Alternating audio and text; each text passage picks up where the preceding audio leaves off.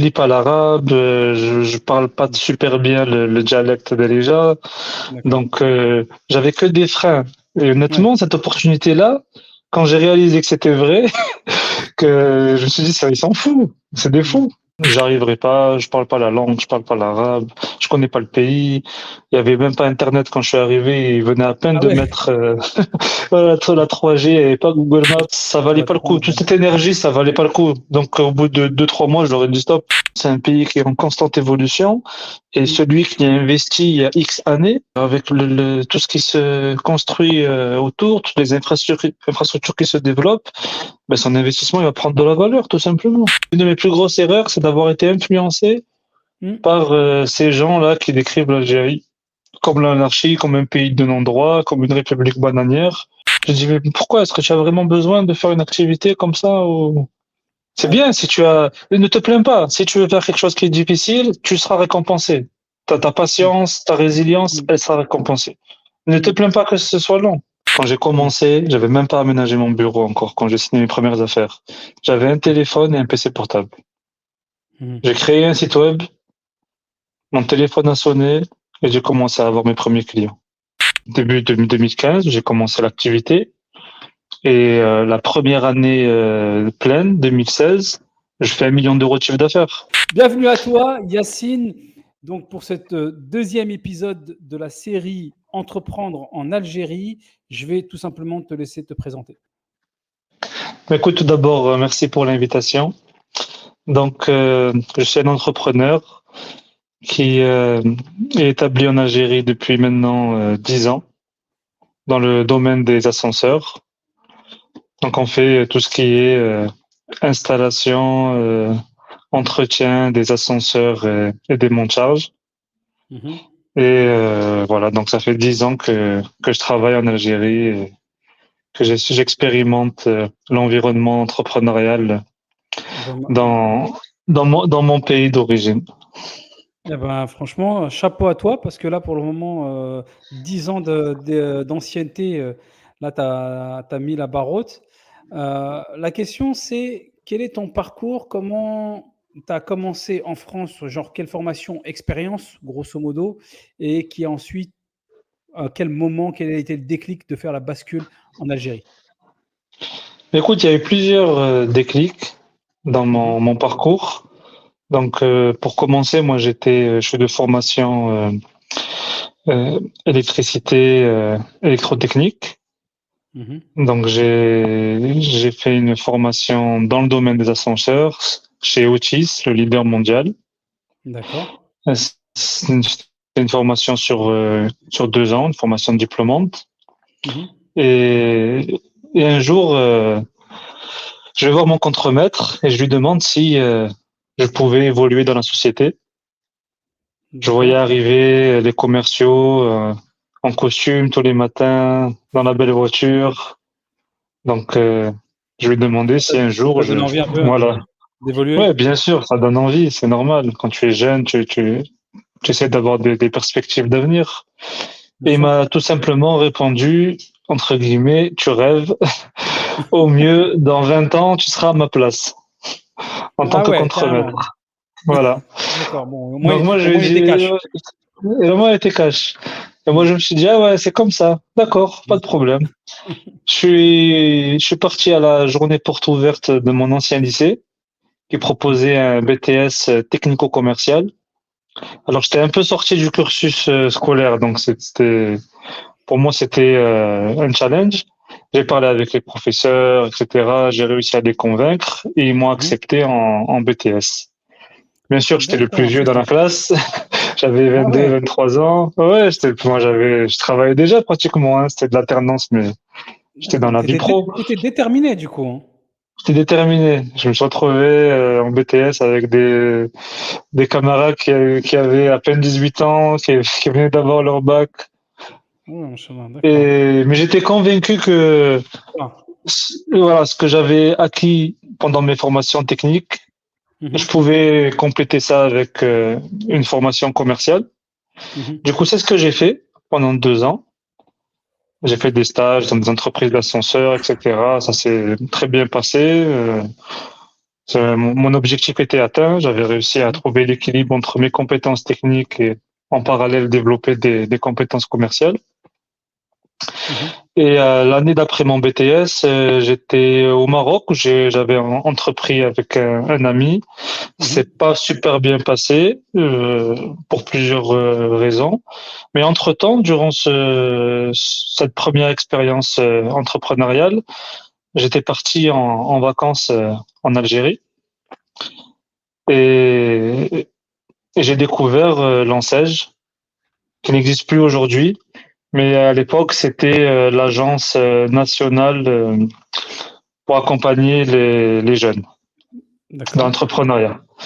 OK. Donc, Ça consiste, tu peux en gros, oui, donc ça présenter consiste donc le fonctionnement de l'ANSEJ, enfin de l'ancien. donc, en quelques mots, c'est un accompagnement financier pour les porteurs de projets, tout simplement. Donc, ils finançaient à l'époque jusqu'à l'équivalent de 100 000 euros. Avec quelles conditions de c'était un prêt, c'est ça? À Alors, taux zéro. ouais, c'est un prêt à taux zéro, ils te donnent pas de l'argent. Ils payent les fournisseurs, Oui, le matériel qui est payé est gagé au nom de l'enseigne et au nom de la banque qui t'accompagne. tout à Et fait. tu as 3 ans avant le premier loyer. Tu as 2 ans 2 ans de loyer pour tes locaux qui sont pris en charge également, qui sont inclus dans le financement, et tout le matériel dont tu as besoin. Et pas d'impôt pendant 3 ans, puis après c'est dégressif. Alors, je voudrais juste qu'on appuie sur pause, juste sur ce que tu viens de dire là et après on fera une autre pause sur le point précédent. Mais tu vois, quand on nous explique qu'en Algérie, il y a pas d'argent, qu'il y a rien qui est fait, que c'est quand même extraordinaire. Là, juste ce que tu viens de dire. Non, Un moi j'y croyais financement, pas au début. voilà, tu croyais même pas, mais juste financement, tu vas nous expliquer. Parce que donc comment tu si c'était réel ou pas, hein, qu'est-ce que tu en as fait? Mais en gros, là, tu es en train de dire que tu es un jeune, tu as un diplôme, on te finance ton projet d'entrepreneuriat à hauteur de 100 000 € environ. Tu as, à taux zéro, ta première mensualité de remboursement, c'est au bout de la troisième année et tu as des facilités au niveau des impôts. On n'a pas trop, on voit pas ça partout en Europe, tu vois? Euh, Et en Afrique, je pense qu'on doit être quasiment les seuls. Voilà, c'est juste je voulais Moi, mettre une petite parenthèse, au passage. Bah, moi, je te laisse continuer. honnêtement, ouais, honnêtement, quand j'ai découvert l'enseigne, j'y croyais pas. Je me Mmh. suis dit, c'est n'importe quoi. Moi, j'avais pas de relation particulière avec l'Algérie. C'est le pays D'accord. je suis né en Algérie, mais j'ai passé très peu d'années. Euh, j'ai allé un peu en marche arrière chaque année pour aller voir la famille, mais ça s'arrêtait là. Comme Comme beaucoup, on est nombreux dans ce cas. comme beaucoup, tout à Je, fait. J'étais pareil parce que je me, là, les années 90 ont coupé le cordon. Pour moi, exactement. la décennie noire, ça a coupé le cordon, pour notre Tout à génération. fait, tout à fait. Je lis pas l'arabe, je parle pas Mmh. super bien le dialecte d'Alija, D'accord. donc j'avais que des freins. Et Ouais. honnêtement, cette opportunité-là, quand j'ai réalisé que c'était vrai, que je me suis dit, ça, ils s'en foutent, c'est des Mmh. fous. Ouais, C'est bah, des ouais. fous, surtout ils analysaient pas le projet en profondeur, quoi. Ils disaient, OK, tu as un diplôme, tu as un projet, on te finance. Voilà. Tu ramènes les devis des fournisseurs, puis on leur fait des chèques, tout simplement. On leur Et fait des alors, ça s'est chèques et confirmé? Ça s'est ça s'est confirmé ou c'est confirmé. simplement Ouais, des belles paroles? non, ça s'est confirmé. Je me suis D'accord. inscrit. Quelques semaines plus tard, j'ai passé un espèce de faire un petit speech, quoi, une présentation du projet. Mmh. Ça dure 20 minutes, hein, et ils m'ont accordé le financement, à peu près 50 000 euros. Machallah. C'est pas de l'argent qu'ils donnent. Donc moi, j'ai fait tout simplement les devis par rapport à mes besoins, hein, Bien sûr. du matériel, un véhicule, la location d'un bureau, les équipements du bureau d'ailleurs que j'utilise toujours 10 ans après, tout Ah oui, fonctionne toujours. Voilà, les meubles, d'accord. etc. Donc vraiment, vraiment, ils financent tout. Ils Ouais, financent tout, subhanallah. sauf le fonds de roulement, c'est une petite somme qui est pas énorme, D'accord. mais c'est juste Et c'est voilà. vraiment ça a été vraiment un gros, boost pour démarrer ton aventure et subhanallah 10 ans plus tard, voilà, elle existe, elle aide même le pays, enfin ça a été une super, Moi, c'est plus que ça, parce que moi, pour ouais. l'anecdote, je me suis dit, je me lance, je n'ai rien à perdre. Mmh mh. Donc j'ai commencé c'était début 2015, j'ai commencé l'activité. Et la première année pleine, 2016, je fais 1 million d'euros de chiffre d'affaires. Waouh, mashallah. Donc Dès la c'est première passé année. de la Waouh. première année pleine d'activité, je veux dire, c'était exceptionnel. C'est Mhm. exceptionnel. Et je me T'avais suis quel âge à rendu ce compte, moment-là? j'avais 26 ans. Ouais, extraordinaire. Ouais, c'était extraordinaire. J'avais 26 ans et je me suis rendu compte, en fait, honnêtement, je pensais que j'allais bricoler. Je me suis dit, je vais peut-être faire un peu de maintenance, etc. J'ai rien à perdre. J'ai du matériel, j'ai un local, j'ai pas de charge pendant 3 ans Mhm. en termes d'impôts, de remboursement du financement, etc. Donc je me suis dit, j'ai rien à perdre. Et très vite, je me suis rendu compte en fait que en Algérie, il y avait des opportunités Mhm. et j'ai commencé à avoir des projets que je n'aurais jamais eu en France pour la même activité. Mhm. C'est-à-dire des Absolument. projets qui sont réservés à des grandes entreprises ou des entreprises qui sont déjà installées sur la place. Et ça, j'ai complètement abandonné en fait tout ce qui est histoire de maintenance et tout. J'ai carrément commencé à travailler avec les promoteurs, avec les entreprises, etc., pour fournir des ascenseurs neufs Mhm. sur lesquels j'ai apposé la marque de mon entreprise, tout simplement. Super, magnifique.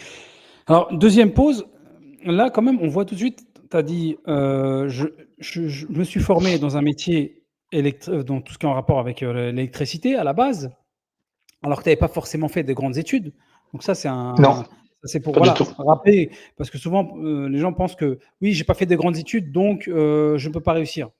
Pas vrai, c'est pas du tout. C'est Par contre, faux. voilà, tu es parti sur un domaine où il y a de l'activité, il y a du travail, pas une voie de garage. Deuxièmement, tu n'as pas hésité à te reformer même des années plus tard et ça démontre une grosse détermination chez toi. Et comme tu l'as dit précédemment, tu avais pas forcément, tu avais pas mal de barrières au niveau de la langue, au niveau voilà, même entre guillemets presque de la culture où tu étais un peu déconnecté.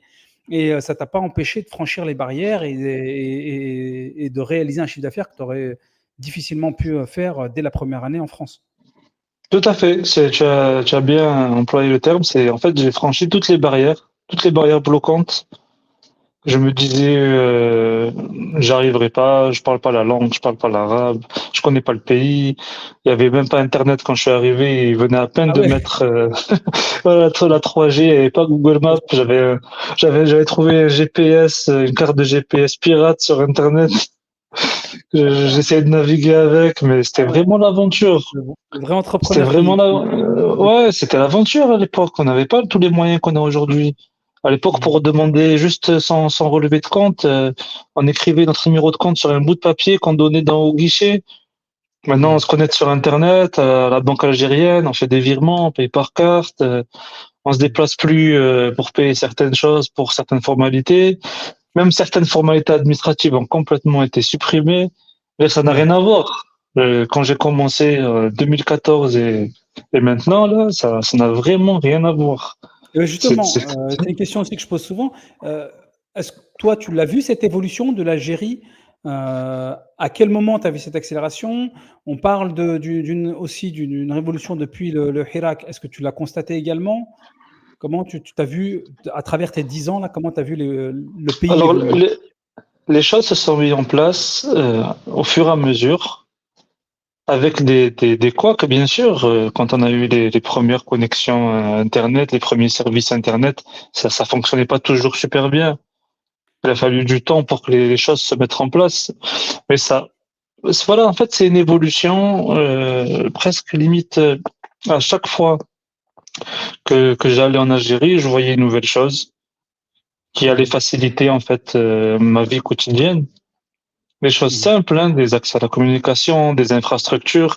Il faut dire aujourd'hui, on prend l'avion, on arrive à l'aéroport d'Alger, qui est un très bel aéroport, hein, il est tout neuf. Il y a un Mmh. train, on peut prendre le train depuis l'aéroport Mmh. pour aller directement rejoindre les grands axes. Bientôt le C'est des métro, hein? choses. Attention. Bientôt le métro.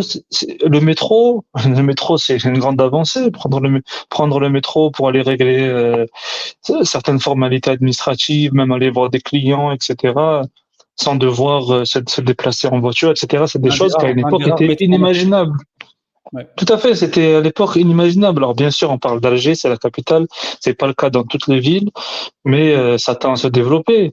Mmh. En ce moment, là, je fais souvent des allers-retours à Béjaïa. Avant, pour aller à Béjaïa, on se tapait 5 heures de route, 6 heures de route. Ah ouais? On prenait des Maintenant c'est, tronçons avec des camions. Même pas 3 heures, on 3 y heures? est. Il Tu y a la une autoroute la bretelle, là? c'est ça, il y a une bretelle et avec l'autoroute qui t'emmène à même, il te reste ensuite une demi-heure de petite route Ouais, standard. exactement. Jusqu'à l'année prochaine. L'année prochaine, on en va arriver directement à Béjaïa Centre. Ah ouais? Mais D'accord. c'est, voilà, je veux dire, c'est des évolutions. C'est un pays qui est en constante évolution. Et Mmh. celui qui a investi il y a X années, Mmh. eh bien, avec le temps, avec tout ce qui se construit autour, toutes les infrastructures qui se développent, ben, son investissement il va prendre de la valeur, tout simplement. Tout à fait. Et Tout à fait. contrairement à l'Europe où c'est en décroissance. Oui. Donc celui qui a investi à 10 ans ou plus, ça stagne ou c'est en train de baisser dans pratiquement tous les domaines. Ouais. Quand tu arrives à te faire ta petite place. Quand les Quand gros, tu ils te arrives à te laissent faire ta quand place, les tout gros, ils te laissent les simplement. miettes, parce que c'est les miettes, Tout hein, à fait. alors justement, comment donc une fois que voilà, tu t'es lancé, tu as obtenu ce financement, comment s'est passé ton premier client? Est-ce que tu es parti le chercher fonds publics ou est-ce que c'est vraiment tu as été vraiment frappé à la porte des privés? Parce que j'ai vu que tu étais passé, tu avais signé un contrat avec, je crois que c'était ADR, C'est ouais, ça, c'est ça. c'est l'équivalent des HLM en Tout à Algérie. fait. Logements Donc sociaux, toi, oui. ouais, logements sociaux, quel a été ton premier client et comment tu as démarré?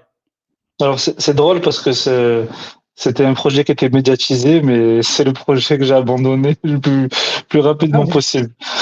Donc d'accord. pour répondre à ta question, ensuite j'y reviendrai. Ouais. Alors moi je me suis contenté de faire une seule chose en Algérie, c'est ce que je fais depuis 10 ans. Je me suis contenté d'être visible. Quand j'ai Mmh. commencé, j'avais même pas aménagé mon bureau encore quand j'ai signé mes premières affaires. J'avais un Mmh. téléphone et un PC portable. Mmh. J'ai créé un site web, mon téléphone a sonné et j'ai commencé à avoir mes premiers clients. Et surtout, D'accord. j'ai eu la chance de tomber sur des gens, des clients qui Mmh. ont apprécié mon profil, Mmh. qui ont apprécié mon profil d'immigré, qui m'ont dit Yacine, qu'est-ce que tu as fait en Algérie encore? Est-ce que tu as déjà installé des ascenseurs? Moi, honnêtement, je D'accord. leur répondais non, je démarre, je viens Mmh. d'arriver. Et ils me disaient OK, on va t'aider, allez. Et ils me signaient des contrats Ah ouais, hein? pour, voilà, tout simplement parce qu'on avait une bonne relation et ça leur faisait plaisir tout simplement de voir des immigrés qui apportent quelque chose à l'Algérie. Ouais, c'est impressionnant. Voilà, qui apportent leur expérience, etc. Et c'est uniquement des opportunités pendant 10 ans. La plupart des opportunités, ça a été ça, en fait. D'accord. Entretenir une bonne relation avec les clients, être visible. Le Mmh. téléphone sonne, on répond aux offres et puis on Qu'est-ce signe des contrats. Selon toi, qu'est-ce qui a plu dans ton profil? Qu'est-ce que tu as su mettre en avant que, bah, aujourd'hui, là, ceux qui nous regardent et qui, voilà, veulent entreprendre également, quelles sont les qualités qui ont été appréciées selon toi, ici, face à tes clients pour signer ces contrats? C'est ce que je répète souvent aux clients. Premièrement, je réponds au téléphone, je D'accord. réponds aux mails, Ouais. des Ce qui choses n'est pas simples. toujours le cas ici, c'est ça? Ce n'est pas toujours le cas ici, même en France, D'accord. hein, c'est pas tout le monde qui répond au téléphone et aux mails, mais la communication, la Ouais. transparence, Mmh. le fait de maîtriser aussi mon domaine, de Mmh. trouver des solutions aux clients. Là où mes concurrents passent et disent non, moi je trouve souvent la solution. Parce que Mmh je mh. suis en contact régulier avec l'étranger, avec les fournisseurs, avec les nouveautés du métier, etc. Donc voilà, donc j'arrive à proposer quelque chose aux clients et Mmh ça mh. c'est ce qui leur plaît le plus. C'est ma démarche commerciale en général. Moi, quand je rencontre un client, je cherche pas à lui vendre quelque chose. Je cherche Mmh. d'abord à le conseiller, à lui apporter une solution. Donc Mmh mh. c'est mon profil de commercial. Il y a d'autres types de commerciaux, ouais, où ça peut fonctionner Mmh. très bien. Il y a des commerciaux qui insistent, qui font des relances régulières. Il y a des commerciaux qui démarchent, qui prospectent, etc.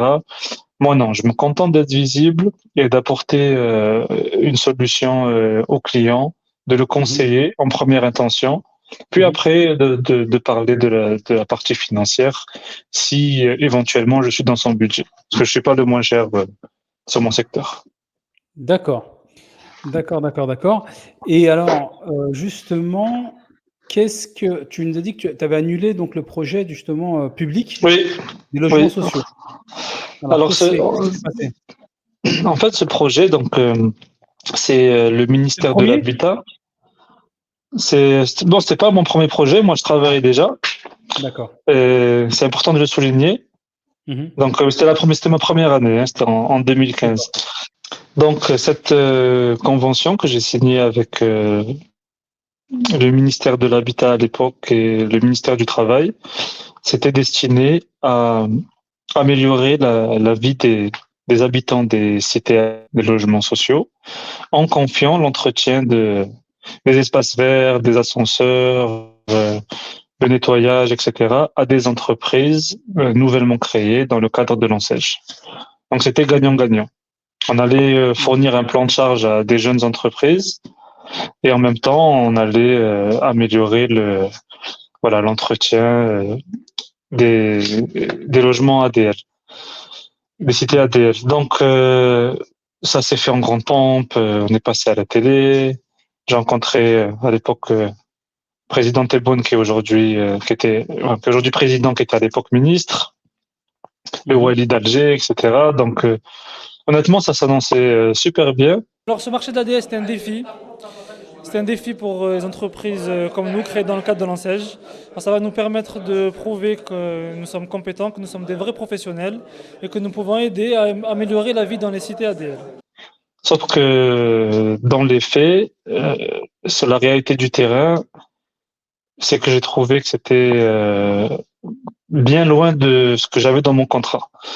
Donc les ascenseurs n'étaient Mmh. pas en super état, il n'y avait pas de plan pour les réparer et surtout Ah, c'était que la pour de la charge, manutention, c'était que pour la maintenance alors du coup, c'était hein? que C'était pour de pas la du tout pour maintenance, c'était l'installation? que pour de la D'accord. maintenance. Voilà, c'était que pour de la maintenance et surtout en fait la charge administrative pour pouvoir réaliser les travaux, pour pouvoir se faire payer, pour moi, elle était pas supportable parce que je travaillais déjà, Mmh. j'avais déjà un plan de charge. Mmh. Je pouvais pas donner mon énergie à ce projet-là. Je dis pas que le projet était mauvais, non, parce que j'ai des collègues à moi qui ont fait ce projet, qui n'avaient pas de plan de charge ou peu de plan de charge, qui ont très bien réussi, qui sont aujourd'hui, jusqu'à aujourd'hui, des partenaires privilégiés de l'ADN. Mmh. Donc, je dis pas que c'était pas un bon projet, mais à l'époque, pour moi, Qu'est-ce que ça tu appelles un plan de représentait. charge? Tu imagines bien quand tu fais 1 million. Un plan de charge, c'est tout simplement une activité, quoi. Oui, d'accord, C'est l'activité de la société. d'accord, Voilà, l'activité de d'accord, la d'accord. société, c'est le plan de charge. C'est-à-dire que pendant 6 mois, Tu vas être consacré, 2 ans, dédié à 3 ans. À mmh. l'époque, ce contrat, c'était 3 ans. Donc, tout à fait. Donc, c'était un super contrat parce que pendant 3 ans, j'ai des collègues qui ont travaillé, à l'époque, c'était des contrats d'environ 50 000 euros par an. Mmh. Donc, c'est pas mal. C'est pas mal. Mmh. Et certainement qu'il y a eu des avenants pour des réparations, etc. Et moi, la première année, je fais 1 million d'euros de chiffre d'affaires. Ouais, Donc, pour 2, 3%, 4% de mon chiffre d'affaires, ça ça valait va te pas le coup. prendre, Toute cette énergie, ça valait pas le coup. Donc, au bout de 2, 3 mois, j'aurais dit stop. Alors, j'ai dit, moi, je suis désolé. Je peux pas me lever tous les matins et venir vous voir, vous accompagner, répondre à vos sollicitations, faire les démarches mmh. administratives pour être payé. Moi, j'ai d'autres clients qui m'ont fait confiance pour des Mmh. sommes plus élevées et qui ont Mmh. besoin de mon énergie, qui ont besoin de mon temps. Donc, ce contrat qui aurait pu me propulser, finalement, je l'ai refusé. Je me suis Mmh. consacré à autre chose et ça a fonctionné. Ça a Peut-être fonctionné, tout que simplement. pour un autre contrat, plus tard par la suite, Moi, peut-être, mais moi, ce contrat, il m'a surtout appris que, voilà, tout ce qui est étatique, je m'y intéresse pas. Je mmh. préfère me concentrer sur des clients privés. Oui. Je préfère avoir affaire directement au décideur, directement à celui qui va me signer le chèque, tout simplement. Mmh. C'est plus difficile parce que Oui. ça demande du travail, ça demande voilà que ce soit commercial, marketing, présenter son offre, etc. C'est vrai que c'est plus difficile, mais c'est plus valorisant, Mmh. je trouve, pour moi en tout cas. Et ça permet aussi de créer des relations Et aussi je sur la continuité.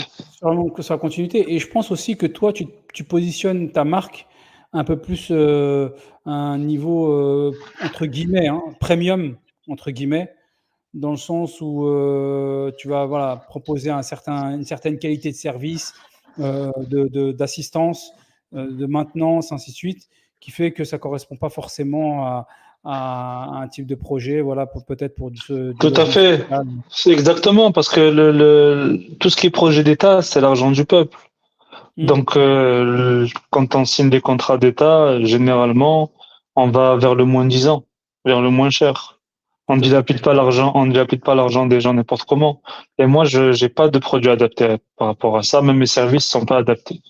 Voilà, moi, je suis cher, j'ai des exigences particulières. Je peux être souple avec certains clients sur certains points, mais sans exagérer. Alors que d'autres, ils ont cette souplesse, que ce soit en termes de services, en termes de tarifs, en termes d'investissement. Et ils peuvent travailler très très bien d'ailleurs en faisant ça. Mm. Hein. C'est pas une Non, c'est critique, mais intéressant. c'est mon C'est intéressant. positionnement. Tout à Mon fait. Tout à fait. positionnement. Il faut savoir une chose aussi, et c'est un point très important, c'est que Mhm. moi, je n'ai jamais habité en Algérie. Mm. Ah oui. C'est un point très important. Donc, si j'habitais en Algérie, si je vivais toute l'année en Algérie, peut-être que je retrouverais l'énergie Mm. pour m'investir sur ce type de projet. Et peut-être que j'aurais plus réussi qu'à l'heure actuelle. C'est probable. Ouais. Mais étant donné que moi, j'ai fait le choix d'avoir ma vie privée, ma vie familiale en Europe, Et pourquoi, justement? bah, tout simplement parce que j'ai des obligations, parce que je suis marié, donc je suis pas le seul à décider. Voilà, j'ai des enfants. Les enfants en particulier, ça a été l'un des choix. Il faut savoir qu'actuellement, moi, je réside en Suisse. Mhm. C'est un choix que j'ai fait. On me pose souvent la question, on me dit, Yacine, pourquoi tu vas pas vivre en Algérie? Tu pourrais vivre comme un roi, etc. Tu aurais les moyens de vivre très, très bien, quoi. Mm. Au-delà de la classe moyenne. Moi, c'est un choix que j'ai fait. Mes enfants, je veux pas qu'ils vivent dans une bulle. Ouais. Quand on vient de France ou d'ailleurs, hein, et qu'on arrive en Algérie, qu'on a un certain niveau de vie, même si on fait partie d'une certaine classe, voilà, par exemple, la classe populaire en France, on peut pas aller en Algérie et vivre parmi la classe populaire, c'est pas possible. Non. On va toujours chercher la classe qui est au-dessus, au moins une ou deux classes au-dessus, pour Ouais. pouvoir Ah oui. Logique. retrouver nos repères, tout Tout à simplement, que ce fait. soit en termes tout, le véhicule que tu conduis, la maison où tu habites, Absolument. l'éducation de tes enfants, les habits qu'ils vont porter, la nourriture, les Et ça, activités. tu voulais pas forcément être dans. Eh ben, en fait, je voulais pas ça. Je voulais que mes enfants ils vivent la vie que j'ai vécue moi, c'est-à-dire une vie normale. Voilà, Mhm. une vie D'accord. normale, qu'ils aillent à l'école publique, qu'ils prennent le bus, qu'ils vivent normal, une vie normale, pour ne pas avoir les éduquer dans une bulle. Et le Mhm. jour où tu les sors de cette bulle, bah, c'est le choc. Ouais. Alors ça se vérifie pas toujours, bien sûr. Élever des enfants, pour ceux qui en ont, ils savent que c'est très difficile et c'est Mhm. la loterie un petit peu. Mhm. Mais on l'a vu autour de nous, des gens qui vivaient, qui avaient de très bons moyens, hein, qui vivaient, que ce Mhm. soit en France ou ailleurs, qui vivaient dans une bulle, hein, tout simplement, parce qu'ils n'avaient pas les difficultés que peut-être nous on a connues. Et au final, quand ils se retrouvent confrontés à la vraie vie, ben voilà, c'est les premières victimes entre guillemets Ouais. du système, quoi, si c'est tout simplement. Et aussi une raison aussi, parce que qui est professionnel pour le coup, c'est que tu as aussi une partie de ton activité qui est en Europe. Oui, j'ai développé après, entre-temps, parce que j'ai développé une activité en France, mais ça reste lié au domaine. Hein. Bien sûr. Quand on Ouais, navigue dans un domaine, on se ouais, crée ouais, des réseaux, on se crée des relations.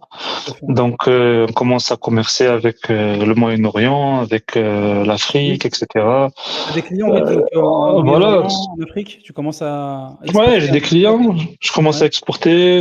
Voilà, j'ai des activités de vente de pièces détachées, etc. Je fais ça depuis la France. Même en France, hein, j'ai des clients en France également. d'accord. Donc tout simplement parce que quand on participe à des salons, qu'on côtoie des fournisseurs, etc., ben, automatiquement il y a des réseaux qui se créent. Il y a un dynamisme qui se met en place et puis on commence à avoir des opportunités internationales. Mais mon objectif, j'espère à court terme, c'est de pouvoir exporter depuis l'Algérie. D'exporter depuis l'Algérie. D'accord. Voilà, donc là, c'est un projet qui me tient à cœur et justement, mon activité en Europe, elle me permet de créer les contacts qu'il faut pour demain pouvoir proposer des produits qui viennent directement d'Algérie. C'est ce que tu prévois, en fait, de devenir, on va dire, dans tes prochaines années, c'est de faire un petit peu, faire grandir un petit peu ta société à l'international et Ouais, notamment. oui, ma société ou d'autres sociétés et d'intervenir voilà dans ce secteur international. D'ailleurs, on a plusieurs exemples en Algérie d'immigrés qui sont venus s'installer en Algérie, qui ont développé leur Ouais. entreprise tournée vers le marché local. Mhm. Et avec le temps, ben, ils ont réactivé leurs relations qu'ils avaient à l'étranger pour réaliser des opérations d'exportation. Tout à fait. Ouais, et en plus, l'Algérie, c'est une base arrière idéale justement pour ensuite attaquer le marché africain. Ben, maintenant, Étoile entre les deux, entre l'Europe et l'Afrique. c'est dans l'air du temps. C'est dans l'air du Mm. temps, tout simplement. Premièrement, en Europe, avec l'augmentation des coûts de production, Mm. avec les problèmes Effectivement. logistiques, ben, c'est devenu très compliqué pour eux. En Mm. Algérie, on se démarque dans plusieurs domaines. Et Mm. l'Algérie, là, elle vient de rejoindre tout récemment la zone de libre-échange africaine. Moi, je suis régulièrement en contact avec nos amis et frères africains. Mhm. Et ils importent actuellement depuis l'Europe, depuis l'Asie. Ils sont Mhm. extrêmement taxés sur ce type d'opération. Mhm. Aujourd'hui, pouvoir importer depuis l'Algérie par route certains produits, c'est une opportunité pour eux comme pour nous. Donc Mais en plus, c'est la route transsaharienne, elle est déjà opérationnelle tout à fait. c'est ça. Tout à fait. Et pour être en contact régulier avec des industriels, la demande africaine est énorme. Mm. Quand je leur parle d'exporter vers l'Europe, etc., ils me disent parfois, ils me disent Yacine, on arrive à peine à répondre à la demande. On est en train d'investir, d'agrandir nos usines, d'acquérir des terrains pour faire des nouvelles usines. Et on n'arrive pas à répondre à la demande africaine. Elle est énorme, énorme. Ouais. Et il y a déjà, il faut arriver à répondre à la demande locale algérienne. Tout à fait. Dans beaucoup de Et secteurs, tout à fait. la demande, elle est plus forte. Et après, comme tu as dit, après, une fois que tu as réussi à répondre à la demande locale, aller ensuite s'attaquer au marché africain, effectivement, Tout à c'est fait. énorme. Moi, j'invite tout le monde à aller faire un tour dans des boutiques de céramique en Algérie. C'est Mm. incroyable la qualité, le nombre de produits, de choix qu'on propose aujourd'hui sur un produit qui est une céramique qui est fabriquée en Algérie, alors qu'à une époque, on importait 99% des matériaux utilisés.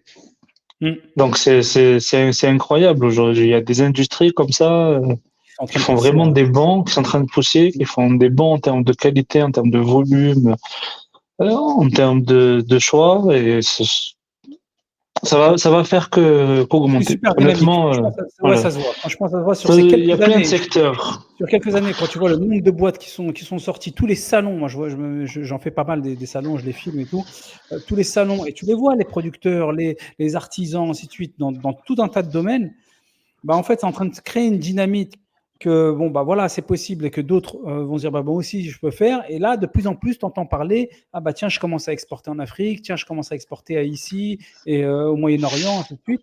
Et d'ici quelques années, ça va devenir effectivement, Tout comme à tu dis, fait. Mais énorme. c'est incroyable. Honnêtement, c'est incroyable parce qu'on découvre, je pense que toi tu le vois sur les salons, on découvre Mm. chaque fois des nouveaux Ah fabricants, ouais, des nouveaux produits. Et on peut même le constater en France, hein. Moi, j'ai une machine à laver vedette. Eh ben, derrière, il y a écrit Made in Algeria. mm. Là, je l'ai Ouais, acheté sur Internet en France, quoi. ouais. En 2017 déjà, tu vois. Ouais, pas Il y a possible. Bah, déjà. Brandt a été racheté. Brandt a Ben, été Brandt a été racheté. racheté par le groupe Cévital. Tout à fait. Brandt est avec les marques vedettes justement Ouais, ça, je savais pas. et d'autres. Ouais. Donc c'est plusieurs marques en fait. Et D'accord. aujourd'hui, ils fabriquent pratiquement, je crois, ils ont un taux d'intégration qui est autour des 80%, c'est-à-dire plus de 80% du prix de revient du produit qui est fabriqué en Algérie. Ouais, On bien a, sûr. on a dépassé même dans ce domaine-là, dans l'électroménager, on a dépassé le simple assemblage. Ouais, On ouais. est vraiment Ah, dans la je te donne fabrication. un autre exemple que j'ai rencontré dans un salon industriel. C'est, tu sais, tous les pays qui sont proches de la Méditerranée, qui sont situés, donc Maghreb et comment et Moyen-Orient, on est très développé, on est très touché par la comment ça s'appelle, la raréfaction de l'eau. Et donc du coup, c'est les pays qui sont les plus en avance sur toutes les usines de dessalement. Tout à fait. Ces systèmes-là, l'Arabie Saoudite, les Émirats, le Maroc, l'Algérie et d'autres pays sont à la pointe. C'est-à-dire que c'est les pays où il y a le plus de. Eh ben, la dernière fois, je discutais avec une boîte algérienne, hein, dans le salon, qui commençait à exporter parce on les sollicitait au Portugal, ainsi de suite. Alors que pour répondre à la demande locale, déjà, ils me disaient qu'ils sont débordés, puisqu'il y a encore une grosse problématique d'eau dans de très nombreuses villes durant l'été. Et donc là, ils sont en train de vraiment accélérer. Mais dans cette accélération et dans tout ce mouvement-là, ben, ils sont en train voilà, de prendre une expertise et qui peut être ensuite Tout à exportée fait. dans d'autres pays. Tout à fait. Comme à une époque, on exportait notre expertise contre pour l'antiterrorisme. Ah, Aujourd'hui, ben voilà. Aujourd'hui, pétrole aussi, gaz, oui, c'est pétrole, prochaine. on a une expertise, hein, tout à fait, on a une Ouais, expertise. Hein. exactement. C'est Et là, juste, voilà. aujourd'hui, également, Tout à fait. on disait au Moyen-Orient, les ingénieurs, tout ce qui est algérien, de tout ce qui est métro, ainsi de suite, comme pareil, on a développé les métros et tout, sont très prisés au Moyen-Orient, aux Tout à Émirats, fait. tu vois. Tout à fait, parce on peut le voir, hein, si on suit les travaux du métro d'Alger, honnêtement, c'est quelque chose d'assez exceptionnel, Alors, la société avec des, concessionnaire. voilà, avec des machines qui ont été fabriquées sur mesure, qui viennent creuser des tunnels, à plusieurs mètres sous le sol. Donc on a une expertise, on est en train de développer une expertise, de prendre de l'expérience dans de nombreux secteurs, et c'est en train d'être exporté vers les pays, vers des pays qui sont proches culturellement ou géographiquement. Tout à fait. Tout à fait. Alors, on va passer à quelques petites questions. Pour toi, quelles ont été tes 3 plus grandes erreurs? Histoire que ceux qui nous écoutent, là, peuvent capitaliser dessus. Bah, quelles ont été les 3 plus grandes erreurs qui ne sont pas des erreurs, bon, tu dis: «Bon, voilà, moi, j'ai fait tout ce qu'il y avait à faire et ça s'est mal goupillé». Parfois, voilà, c'est pas vraiment les erreurs les plus importantes, mais plus une erreur de «débutant» entre guillemets. C'est plus dans cette de débutant en Algérie, je veux dire. Alors, l'une de mes plus grosses erreurs, c'est d'avoir écouté les gens, entre guillemets. Mmh. Tout ce que tu sais, quand les gens te disent, en particulier tout ce qui est lié à l'administratif, la législation. En Ouais. Algérie, souvent, les gens ils te disent, oui, euh, tu peux faire ci, tu risques rien, c'est pas Mmh. la peine de faire ça. Ouais. La loi, il n'y a pas de loi en Algérie. Ouais. Écoute, c'est faux. C'est tout à Mmh. fait faux. J'ai oublié une fois pendant le Covid, de payer une traite de mon crédit en sèche. Ben, je me suis trouvé au tribunal, Ouais, d'accord. alors que Ouais. tout le monde te disait personne ne paye l'enseigne, Mmh. que les gens ne remboursent pas, etc. Ben écoute, Encore une fois, j'ai entendu ça effectivement. ouais, c'est ce qu'on entend. Donc moi, c'était le Covid, je voulais pas me prendre la tête. Je me suis dit, je paierai. Je me dis, je paierai plus tard. C'est pas grave. Mmh. Je suis coincé à l'étranger, etc. Donc Mmh. j'ai pas payé. Ben je me suis retrouvé au tribunal. D'accord. Voilà. Ouais, et c'est marrant parce que dans le premier épisode, pareil, Miloud nous disait que, il y a tu vois, il y a des lois, il y a des règles à respecter, ainsi de suite. Par exemple, une problématique avec la douane et ben, tu sollicites, tu fais activer les choses et ça revient un peu à ce que tu dis, quoi. C'est quand même structuré. T'es structuré et les gens ils te font croire le contraire. Mmh. Ils te font croire que tu vis dans un pays d'anarchie où il y a aucune loi, rien n'est appliqué. Ben c'est faux. Ouais. Pareil, j'ai embauché des gens sans contrat de travail. Mmh mh. Parce que, voilà, je me dis, ça sert à rien, c'est pas la peine. Ouais. Quand il part, il part. Ah ben, je me suis retrouvé, j'ai eu un conflit, je me suis retrouvé au prud'homme et j'ai dû payer des sommes, Ah ouais? simplement. D'accord. Voilà, alors que les gens te disent, oui, non, ici, les lois ne sont pas appliquées, les employés n'ont aucun droit, etc. Non, c'est faux. C'est Mmh. faux. Mmh mh. C'est comme en France, un Ah oui. contrat oral vaut un contrat écrit. Si Tant tu mieux. fais pas les choses dans les règles, tant mieux, tant mieux. Tu fais pas les choses dans les règles, et bien écoute, on te tape dessus, tout simplement. Mmh. Tout Ouais, non, simplement. Donc, toutes très ces bonne. choses-là, c'est voilà, c'est l'une de mes plus grosses erreurs, c'est d'avoir été influencé Mmh. par ces gens-là qui décrivent l'Algérie comme l'anarchie, comme un pays de non-droit, comme une république bananière, Mmh. alors que dans les faits, quand tu es sur le terrain, ben la moindre erreur, tu la payes, tout Oui. simplement. Si tu fais pas les choses correctement, si tu Alors, penses que c'est voilà. plus souple quand même qu'en Europe et en France, j'imagine, mais Non, il y a moins des règles. souple. Ils sont moins Ah ouais? souples. Au Ah contraire, oui? c'est ce que j'ai constaté. Ah ouais, Tu d'accord. prends Ah, je les, savais tu prends les impôts en France, ouais. ils remontent pas plus de 3 ou 5 ans, je pense, Mmh. et Ouais. ils te donnent le droit à l'erreur.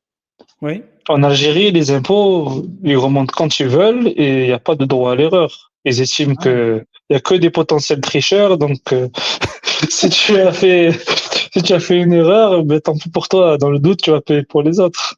Tu payes quand même. D'accord. Voilà, donc D'accord. c'est dans plein de domaines, hein, c'est comme ça. Hein. Mais j'imagine pour reparler justement d'impôts, en termes de fiscalité, je m'y connais pas, en Algérie, mais ça doit être quand même plus simplifié que ce qu'on a en France et en Europe, Ça clair, encore, c'est c'est plus une idée lisible. reçue. C'est encore Ouais, une idée reçue. Ça, c'est pareil. ouais. C'est quelque chose qu'on me dit, oui, les impôts en Algérie, il n'y en a pas. Non, c'est 35%, 25%, c'est Oui, énorme. En France, non, on non, a 15%. Et tu as une non, taxe, non, moi, tu as des impôts, je, mais c'est plus ouais, lisible. Est-ce que c'est plus clair? Parce que tu sais, en France, oui, mais il y a ça, puis ensuite il y a ça, mais puis par là, ah, puis pas là, moins, c'est pas plus ou moins lisible qu'en d'accord, France, hein. Tu as d'accord. des taxes à tout bout de champ. En Algérie, c'est moi ce qui m'a choqué le plus, c'est que tu as une taxe sur ton chiffre d'affaires. Chaque encaissement, il te taxe dessus. De C'est-à-dire combien? que tu de 2%. Ah ouais, ça J'espère c'est qu'ils vont pas mal. l'enlever, mais c'est énorme. Ça veut dire que j'encaisse une somme, je dois payer 2% dessus. Peu importe si je vais faire du bénéfice ou si je vais perdre. Est-ce que C'est tu as une pas fin. TVA? Est-ce que tu as une Oui, TVA tu as la collectée? TVA. Tu as la Tu TVA, ouais, tu c'est as la TVA normalement. c'est 19% et chaque D'accord, encaissement, c'est soumis à TVA. d'accord. Donc tu reverses. Ouais, c'est Et différent. heureusement, parce qu'il faut de l'argent pour payer les fonctionnaires, payer la police, payer les écoles, les hôpitaux, etc. Donc, c'est l'un des mal de l'Algérie, je trouve. Hein, c'est justement que beaucoup de personnes essayent de contourner ces taxes, cette TVA, que Ouais, la triche parfois, c'est un sport national, malheureusement. ouais. Donc, c'est malheureusement ce qui ralentit l'Algérie. Si les gens respectaient, si les gens étaient patriotes jusqu'au bout, Mmh. ou du moins de manière raisonnable, Mmh. trouver un équilibre entre la triche entre guillemets et la transparence, l'honnêteté, Mmh. le pays se porterait mieux. Tout à fait.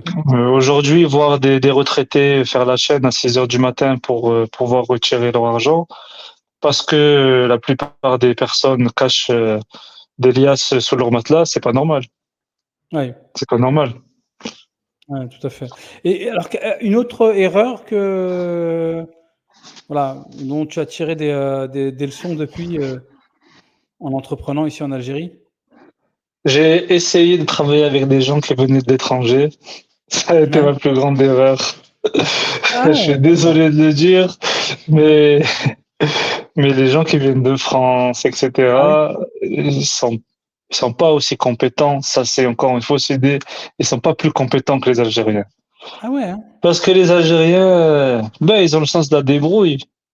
Ouais, Ils ont le sens de l'effort. Et puis, quand c'est, voilà, c'est-à-dire, c'est pas facile de travailler, de vivre en Algérie. Donc, ils ont ils sont habitués, ils sont chez eux. cette capacité à trouver des solutions aux problèmes pour D'accord, avancer. ouais, Pour avancer. Alors que les gens qui viennent de France, ça fonctionne pas, ok, bah, ça fait il va pas se creuser la tête. ouais, Il va pas se creuser la tête. Et puis il y a beaucoup de gens qui sont honnêtement, qui sont formés en France, qui sont dans des postes en France, qui travaillent dans des certains secteurs, mais en réalité ils sont nuls. mmh. En réalité, En fait, voilà, ils sont nuls. en France, tout est formaté. On s'en rend pas compte, Tout à mais fait, tout est formaté, tout est, tu vois, être préparé, protégé à fond et tout. Donc tu te mets quasiment sur plein de choses, tu te mets quasiment en pilote automatique. Tu vois, admettons tout à fait. tu achètes un juste un bien, tu achètes un bien, Tu peux faire un crédit. Si tu n'obtiens pas ton crédit, tu peux annuler ton engagement. Et puis, tu peux ensuite écrire une lettre, même une fois que tu as signé. 7 jours plus tard, tu peux annuler ton achat.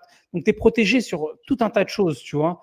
Et donc, ça fait que cette facilité fait que après, tu crois que c'est normal et que partout, tu vas partout dans le monde, c'est pas propre à l'Algérie. Hein. Tu vas partout ailleurs, j'ai remarqué en voyageant, bah, tu n'as pas tous ces garde-fous qui peut-être te mettent dans un confort, mais le problème, c'est que ça te formate et après, tu ne sais plus te débrouiller par toi-même. Exactement, tout à fait. Et c'est donc c'est l'erreur moi que j'ai faite, c'est de penser que les gens qui avaient une expérience professionnelle à l'étranger, ben ils étaient plus compétents que les Algériens, que les locaux.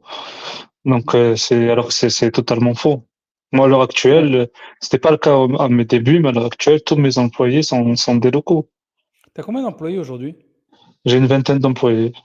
Ah ouais, machallah. Voilà, ils sont tous sans exception, c'est 100% l'école algérienne. Madine Voilà. algérienne, machallah. Voilà, il y a des exceptions, bien sûr, il y a toujours des Ah, mais exceptions. tant mieux, ça fait travailler. Tout à fait. Nous, on vient avec notre formation européenne, on peut mettre en place des structures un petit peu Mais il faut se complexes. former Et après, ensuite, il faut se former à voilà. l'école algérienne. Voilà, tout Ouais. simplement. Alors, qu'est-ce que Tout tu as appris de simplement. cette école justement algérienne? Quels sont Mais écoute, j'ai appris la résilience. au niveau du management aussi? Résilience, ouais. Au niveau du management, le management en Algérie il est spécial. Il faut savoir que l'Algérien est libre. Mhm. Quand on dit qu'il est libre, c'est qu'il a une réelle liberté. Ouais. Son loyer, il a souvent payé à l'année, Mm. quand il vit pas chez les parents ou quand il n'est pas propriétaire. Mm. Son salaire, il lui permet de vivre quand il est bien payé, certes, mais s'il souhaite, il peut naviguer, comme on dit en Algérie, et se faire un complément de revenu qui est supérieur à son salaire. Mhm. Il n'a pas forcément accès, très difficilement accès au crédit. Mm. Donc, il n'a pas de charges fixes qui sont très élevées mensuellement. Du coup, l'employé algérien, s'il pour un oui ou pour un non, il peut te claquer la porte au nez, Ouais. tout simplement. Mm. Alors qu'en Europe, je suis désolé, mais les gens qui ont un crédit pour la voiture, un loyer à payer tous les mois, ou un crédit pour la maison, l'abonnement du téléphone portable, les factures qui tombent dans la boîte aux lettres, etc., ça en Algérie, ça n'existe pas. Mm. Tu charges ton téléphone quand tu as besoin de crédit, tu n'as pas Ouais. d'argent, ben tu charges ton crédit, Ouais, tout c'est ça. simplement. T'as quasiment pas de courrier qui vient, qui te met la Il n'y a pression. pas de courrier, aucun courrier. Si tu n'as pas payé l'électricité, ben, au bout d'un moment, ils vont te la couper, c'est tout. Mm. Mais tu n'as personne qui va venir te prélever sur ton compte X somme. Il n'y a aucun Mm. prélèvement possible sur ton compte en Algérie. Donc, Ouais, tu c'est ça. payes les factures quand tu veux, quand tu peux, et tu te débrouilles. Si tu as besoin de remplir le frigidaire, ben, il faut pas énormément d'argent en Algérie pour remplir un frigidaire. Hein. Tu Tout à fait. restes Et les gens sont très solidaires et généreux. aussi. Il y a personne qui meurt de faim. Il y en a qu'un qui sort, qui va voir un resto, qui dit voilà, je suis en galère, j'ai faim et tout. Moi, j'ai vu des gens de pauvres et tout. Ils ont Oui, oui, bien sûr. on leur donne des pizzas, des machins. Ça, je l'ai vu. J'ai vu des scènes en live, tu vois. Tout à fait, tout à fait. Alors que C'est une vraie en solidarité. Europe, on n'a pas cette liberté. Non, Ah, tu c'est passes fait à la exprès pompe à aussi. Hein. essence, ouais, tu passes à la pompe à essence, ça te coûte X. Mm. Tu as un petit problème ou autre, on va venir te prélever l'argent sur ton compte Et, sans se soucier si tu as de quoi manger. mm. C'est ce qu'il faut Et, quand même. Hein. Et toutes les aides aussi en Algérie, il faut le rappeler. Là, tu as parlé du financement pour entreprendre, Oui, le oui, logement avec les ADL, tout à fait. le médical, même si voilà, la qualité elle est très variable en fonction du C'est public ou du variable, privé. mais n'oublions pas Les qu'on est en universités, Afrique. Hein. ouais, N'oublions pas qu'on est un pays d'Afrique. Alors, je peux comprendre que les gens espèrent mieux pour l'Algérie, certes, c'est vrai, mais il faut du temps. Il faut laisser du temps au temps, il faut laisser les choses s'améliorer. Il faut donner de soi aussi. mm, On peut pas espérer que l'Algérie évolue si on ne fait rien pour, si c'est on est ça. égoïste, tout Il y a beaucoup simplement. d'attentes et ça, c'est un point qui est important. Tu vois, pour le deuxième épisode, je trouve qu'il y a un point qui est super important, et vous avez des points communs aussi avec Miloud, c'est que vous avez une formation, une expérience, et vous ramenez en Algérie une expertise, une plus-value pour contribuer quelque part au développement du pays. Vous venez avec une casquette, un domaine d'expertise. Tout à fait. Et je pense que ça, c'est vraiment important de le souligner Mais et de c'est le ce rappeler que à je ceux qui nous dis écoutent. Pas venir, exactement. Moi, qu'est-ce que l'Algérie va m'offrir? Non, qu'est-ce que tout à toi, fait. tu vas apporter comme plus-value et qui va te permettre de t'enrichir aussi personnellement. Je sais pas ce que Moi, t'en je l'ai penses. vu ça. Moi, je l'ai vu et j'encourage les gens à le faire. Je leur dis, venez en Algérie. Ouvre juste un snack. Et on l'a vu, hein. Ouvre juste un Mm. snack, une supérette. Tu vas voir que toutes les supérettes et tous les snacks qui sont autour de toi, ils vont se transformer. Parce que toi, tu viens de l'étranger, tu as un certain niveau d'exigence, tu as une vision. Mm. Tu vas venir faire juste quelque chose, voilà, qui rappelle un peu qui est moderne. Et les Mm. concurrents, ils vont s'aligner, ils n'auront pas le choix. Aujourd'hui, honnêtement, sur Alger ou ailleurs, juste dans ce type de ce secteur-là, dans la restauration, c'est incroyable. Mm. C'est incroyable. Les gens, ils viennent de l'étranger, ils ouvrent des restaurants. Ouais, Des ouais. Algériens, même les Algériens locaux qui n'ont jamais mis les pieds à l'étranger, quand ils ouvrent un restaurant, eh ben, ils vont prendre comme repère, ils vont essayer de se rapprocher de ce qui a été amené de l'étranger, tout simplement. Ça, Tout à c'est fait. récent, hein. Ça a 10 ans. Hein. Ça a Ouais, 10 ans. Ça a ouais, 10 ans. Ça fait 10 ans que les gens reviennent en ouais. travail à Parce que l'étranger, en vécu à il commence à l'étranger, en avoir des retours. voyagé. Là, il commence à y avoir des Ça, retours, j'ai on remarqué, commence à de avoir des beaucoup retours. d'Algériens qui ont été au Canada, qui ont été ainsi de suite, qui commencent à comprendre que la vie, l'air n'est pas forcément plus verte ailleurs. Ils ont pris de l'expérience, ils ont pris un peu de capital. Et là, effectivement, Tout il y a de à plus en plus fait, de ça y est, retours. leurs enfants sont grands, ils ont Mm, un peu d'argent à investir, ils voient que l'Algérie a des facilités tout de même, donc mm, ils viennent et ils lancent des commerces, ils lancent des entreprises, ils mettent un niveau d'exigence et puis les gens commencent à suivre. Hein. Moi, dans mon domaine, sans prétention, honnêtement, en termes de marketing, etc., j'ai mis la barre assez haute mhm. pour commencer à avoir certains concurrents, avoir des sites web, essayer de communiquer sur Internet, etc. Des choses qui ne se faisaient pas quand je suis arrivé. Ouais. J'ai apporté D'accord, des c'est petites intéressant. choses en plus, tout simplement. Aujourd'hui, quelles sont pour toi les trois plus grandes difficultés dans l'entrepreneuriat en Algérie? C'est pour toi, c'est les trois sujets où tu sens il y a encore un peu de friction. C'est encore, c'est pas une mauvaise chose, hein, parce que chaque marché, chaque pays a sa particularité, a les avantages, les inconvénients. Mais aujourd'hui, c'est quoi trois sujets où il faut travailler vraiment Sur difficilement? l'entrepreneuriat, alors Ouais. le secteur bancaire classique. Moi, j'ai eu un financement dans un cadre particulier et il y a encore aujourd'hui des financements possibles pour les porteurs de projets, notamment les startups. Donc, Mm. en dehors de ça, dans le financement classique, c'est très compliqué d'obtenir un découvert autorisé, de faire un financement, Mhm. du leasing, etc., d'acquérir des locaux comparé à la France ou à l'Europe, où dès en quelques mois, quelques années d'activité, dès qu'on a un chiffre d'affaires, ben, il y a des outils que les banques spontanément vont mettre en place pour dynamiser l'activité, pour la propulser et pour Mm. la faire atteindre certains sommets dans l'intérêt de tous. Hein. C'est Tout à fait. autant l'intérêt de l'entrepreneur que les banques. Pour moi, c'est ce qui manque en Algérie actuellement. Ce que je peux comprendre, parce que on peut pas donner de l'argent à n'importe qui, on peut, on peut pas donner de l'argent sans restriction non plus. Je veux dire, la plupart actuellement, même si on commence à exporter, la plupart des produits qui sont en Algérie, c'est de l'importation. Donc Mm. ça, c'est le deuxième point. La difficulté, l'une des difficultés en Algérie, c'est que malheureusement, on est très dépendant de nos exportations. Mm. Et il y a eu des années avec, des années sans. C'est-à-dire, il y a eu des De années nos où on avait de importations ou de l'argent, nos exportations?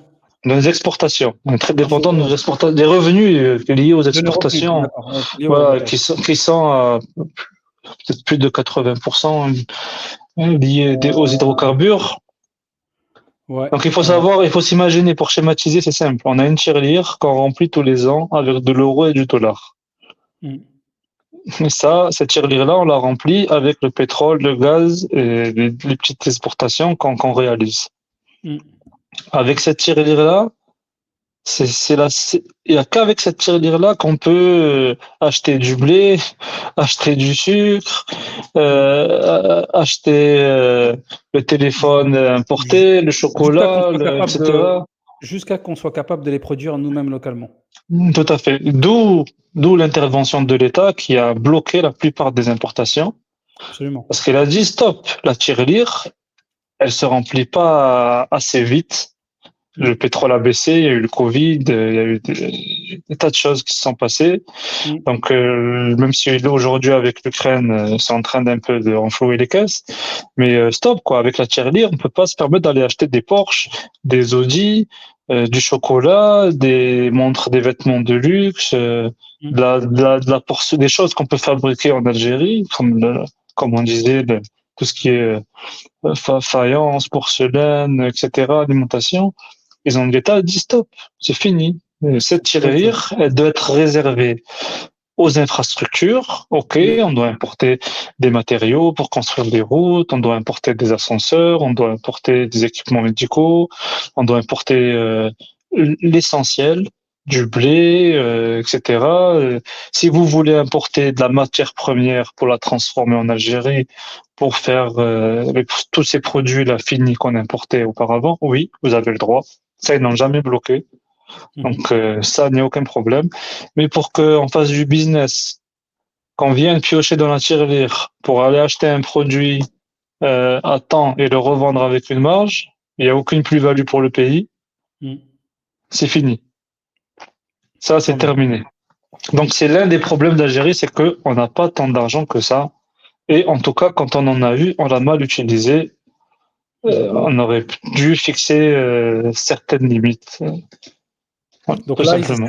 là maintenant, ils essaient de rattraper donc un petit peu Oui, ça voilà, en tout à corrigeant le fait. tir, voilà, en étant un peu plus regardant. C'est tant mieux.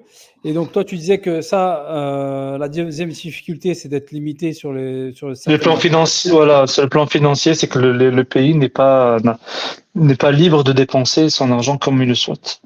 D'accord. Voilà, c'est limité. Troisième, troisième peut-être.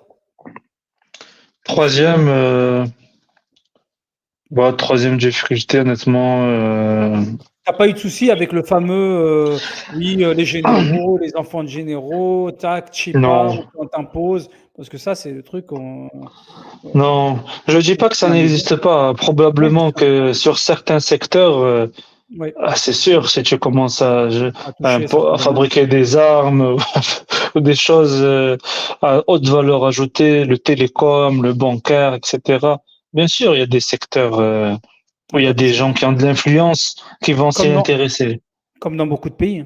comme dans Moi, beaucoup de pays. Mais voilà. je souhaite à tout le monde de venir faire des milliards d'euros. Mais honnêtement, je pense que le temps que tu fais des millions d'euros, personne ne va Ouais, s'intéresser à ton activité. C'est ouais. rien, quoi.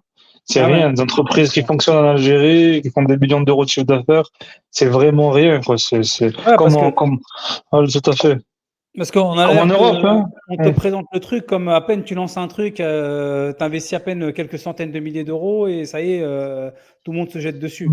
Alors que Non, c'est rien, c'est petit. Alors, je comprends quand on a une vie standard, qu'on habite en Europe ou qu'on est salarié, etc. Il y a des sommes qui peuvent nous paraître énormes, énorme. mais en Alors réalité, qu'ici, c'est rien du tout. Un chiffre d'affaires, même en France, hein. On prend le chiffre d'affaires des entreprises, un plombier, il peut faire 500, 600 millions d'euros, voire plus, hein, par mmh, an, c'est de chiffre d'affaires, hein, pas de tout bénéfices. à fait, Si on lui tout à fait. souhaite, hein, peut-être, certains certainement le font, mais vous inquiétez pas. Même si je vous souhaite d'être embêté un jour, c'est que vous avez très bien réussi, ou que vous êtes positionné sur un super secteur, mais dans la plupart des activités, vous n'aurez pas de problème. Après, si Mmh. vous voyez qu'une activité est sensible, c'est ce que je Vaut mieux dis souvent l'éviter. aux gens qui, ouais, c'est ce que je dis souvent à des gens qui veulent investir en Algérie. Ils me disent oui, j'attends l'autorisation de l'État, j'attends de faire ci, j'ai besoin d'un terrain, j'ai besoin de ci, j'ai besoin d'un agrément. Je dis mais pourquoi est-ce que tu as vraiment besoin de faire une activité comme ça ou C'est Ouais. bien si ne te plains pas. Si tu veux faire quelque chose qui est difficile, tu seras récompensé. Ta Mm. patience, ta résilience, Mm. elle sera récompensée. Ne te Mm. plains pas que ce soit long. Ouais, Parce que c'est l'entrepreneuriat, c'est une course. tout à fait. Et il y a des gens qui abandonnent en chemin. Il n'y a pas beaucoup qui arrivent à la ligne d'arrivée. Mm. Donc, ne te plains pas, fonce. Il y a des personnes qui vont faire la même chose que toi, qui vont abandonner là où toi tu as fait l'effort nécessaire. Donc, Mm. va au bout de tes idées et tu seras récompensé. Ou bien change. Si la course te paraît Exactement. trop difficile, change de course, Exactement. simplement. Moi, personnellement, je trouve que c'est super important et on a tendance à sous-estimer l'importance de ce point-là, c'est de bien choisir ton domaine, ton business, bien étudier en fonction du marché, du besoin, de la concurrence, en fonction de est-ce que ça c'est une chasse gardée ou pas, en fonction de tes compétences aussi. Il y a tout un tas de critères qu'il faut prendre en compte. Tout à Et fait. très souvent, les gens se lancent parfois dans des business sans prendre le temps d'analyser quoi, tous ces points. Alors qu'en Algérie comme ailleurs, hein, en Algérie, je trouve que c'est plus représentatif. Mais Mmh. rien ne sert de, tu vas pas inventer l'eau chaude. Mmh. Contente-toi de faire quelque chose Absolument. mieux que les autres, tout C'est ça. simplement. Tu Si viens, tu tu as, ramènes ton exigence et ta qualité de l'étranger, comme tu as dit, tout à fait, et tu l'appliques. tout à Et fait, et que c'est pareil pour en France, etc. Je veux dire, si mmh, demain tu ouvres une boulangerie, ben écoute, si tu fais mieux que les autres boulangeries, eh ben tu vas te exactement. positionner. Il y a rien d'extraordinaire, hein. Parfois les gens Mmh. ils disent pour réussir, il faut que j'invente quelque chose, j'ai une idée, j'ai ci, ça. Honnêtement, c'est super, Mmh. c'est bien. Faut encourager l'innovation. Mais si tu veux réussir une activité professionnelle, quelle qu'elle soit, contente-toi juste de faire mieux que les autres, faire plus d'efforts que les autres, plus de sacrifices, porter de l'attention là où certains domaines que certains négligent, et tu vas réussir, tu vas te démarquer, tu vas réussir, tout simplement. Tu sais, moi, je vais te dire un truc, moi, par rapport à ce que tu viens de dire. Tu vois, tu as mis un petit peu en opposition, si tu veux, un peu l'idée et quelque part l'exécution. Et en disant que voilà, l'idée, elle est surcotée, l'exécution et la détermination, motivation, capacité de travail est souvent mise de côté parce que ça nous arrange de nous prendre pour Bien sûr, des grands inventeurs, mais par contre, on n'a pas trop tout envie à de se fait, faire mal. tout à fait. On l'a compris, mais en réalité, entre nous, c'était un investisseur, je ne sais plus c'était qui de la Silicon Valley qui disait que lui, il investissait que dans des boîtes. Il disait, il investissait que dans des boîtes, tu vois, qui sont pas du tout sexy. Il dit pourquoi? Parce qu'il dit voilà, c'est là où ça paye, c'est là que ça marche. Tout à fait. Et je vois, tu pars à l'étranger, tu pars dans un pays où tu n'as pas tous les codes, ainsi de suite. À toi, tu es dans l'ascenseur.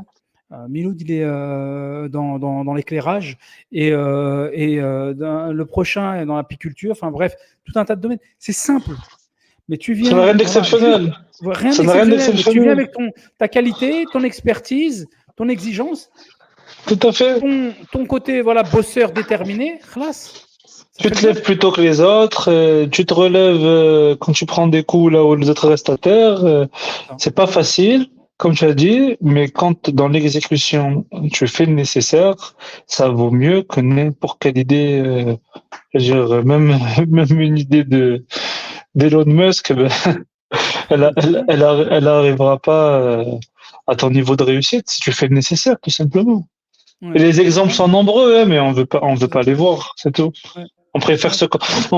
on préfère se concentrer sur sur l'arrivée, sur la Mm. finalité, et pas sur ce que l'entrepreneur a Absolument. vécu, a dû faire pour y arriver Et à son d'ailleurs, ça me fait aventure. voilà, c'est exactement ça. Et d'ailleurs, ça me fait rappeler une expérience quand j'étais dans une sorte d'incubateur à Dubaï où voilà, on accompagnait un peu les entrepreneurs et des startups et tout. Et les mecs, ils avaient du mal à lever des fonds. Et en fait, on se rendait compte que les mecs, ils disaient, les investisseurs justement aux Émirats et même en Arabie Saoudite, ils disaient, écoutez, nous, on veut pas des gens qui nous ramènent des nouvelles idées, tout ça. Ouais, la nouvelle idée géniale. On veut pas. Ramène-nous un truc qui est fait aux États-Unis, en Europe. Tu le ramènes ici. On voit juste que, Copier-coller, voilà, tu nous fais un copier-coller. On voit que toi, tu es le plus déterminé, le plus motivé à bien l'exécuter avec les meilleures compétences. Classe. c'est bon, on te On finance, veut pas de. C'est tout. Et on te c'est tout, finance. Mais nous, c'est on ne va tout. pas nous chercher des choses nouvelles ou quoi que ce soit. Tu vas inventer la roue. Non. Non, ouais, c'est pas la C'est peine. impuissant. C'est pas la peine. Contente-toi d'être un bosseur, de travailler, d'en vouloir plus que les autres. Exactement. Et fais la même chose que ce que font les autres en mieux. C'est tout simplement. Bah, je Et crois que en tu as tout Algérie, dit. c'est le parfait pays pour faire ça parce qu'il y a beaucoup de choses à faire. Il y a tas de choses qui ne sont pas faites ou pas correctement ou pas encore au niveau Absolument. espéré. Donc tu viens, tu fais, tu ouvres n'importe quelle boîte, et tu fais les choses bien, tu vas réussir, tout simplement. Et en plus, tu as un argument hyper puissant, c'est que tu as le passeport vert. Ça, il faut pas En l'oublier. plus, en Ça, faut plus, le rappeler. Donc le en plus, c'est passeport une vert, chance. déjà, c'est une chance. En Algérie, c'est Tout à fait, un parce qu'il y a des avantage. opportunités qui vont, comme moi, hein, j'ai bénéficié du financement, comme je vois des amis à moi qui vont faire des startups en Algérie, qui ont des financements, qui sont plus élevés que ce que j'avais à l'époque, hein. Les Ah oui, startups sont plus valorisées. ah Donc, oui, d'accord. si tu es dans ce type de domaine, ben écoute, fais un copier-coller d'un projet Absolument. sur lequel que tu connais, que tu maîtrises ou que tu as appris à découvrir, sur lequel tu t'es formé. Tu fais un copier-coller en Algérie, tu fais financer ça si tu as besoin de fonds. On n'a pas toujours besoin de financement. Moi, j'ai lancé des boîtes en Europe avec rien, hein. Mhm. Je veux dire, ton premier financement, c'est tes clients, Tout à fait. tout simplement. Donc, quand tes clients vont te payer, ben, tu auras ton financement. Tu n'as pas besoin toujours de courir après les banques ou après les organismes, même si ça aide. Parfois, c'est même mieux Mhm. de commencer son financement parce que c'est Mhm. là où tu vas commencer à faire les efforts qu'il faut. Tu es dans le dur. Quand tu es dans le dur, quand ton frigo il est vide, c'est là où tu vas trouver les solutions. T'inquiète pas. Exactement. Si tu as le petit pactole que tu as versé Ouais. la banque sur Le ton petit compte. matelas tranquille.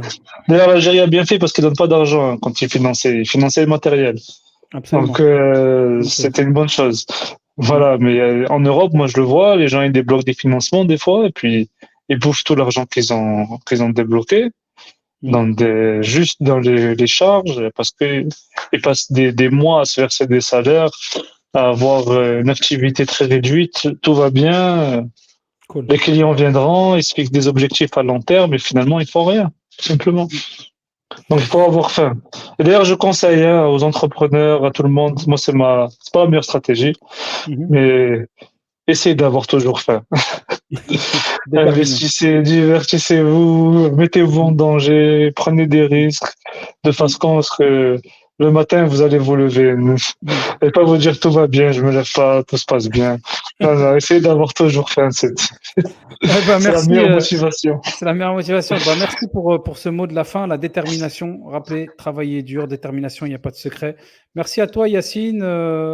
Merci d'être passé pour cet épisode.